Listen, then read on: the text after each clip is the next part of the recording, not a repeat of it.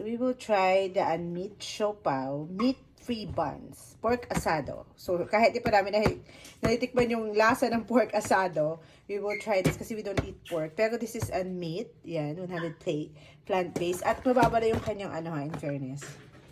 Mataas pa rin yung calories, 175. Pero yung kanyang sodium, 98. So yung carbs niya, 31. Ang laki. Oh my gosh, ayan siya. So open natin yung unmeat. Ito na siya. Ito lang. Hindi kami nag-rice cooker na. Kasi nga, shirataki na yung kinakain namin rice sa bahay. So, minsan lang kami ganito. Ayan, ito cover na natin. Maluto ka na. So, ito yung plate natin. Tingnan natin kung anong itsura nito. Okay. Hindi ako gumawa ng sauce. Mamaya natin kayo. So, yan ang itsura ng siopaw na unmeat. Siopaw na unmeat. Tikman natin. So, in fairness, masarap siya. Pwede na din. Kaso lang wala siyang sauce kasama dun sa box. Pero, ayoko na rin maglagay ng sauce kasi magiging maalat.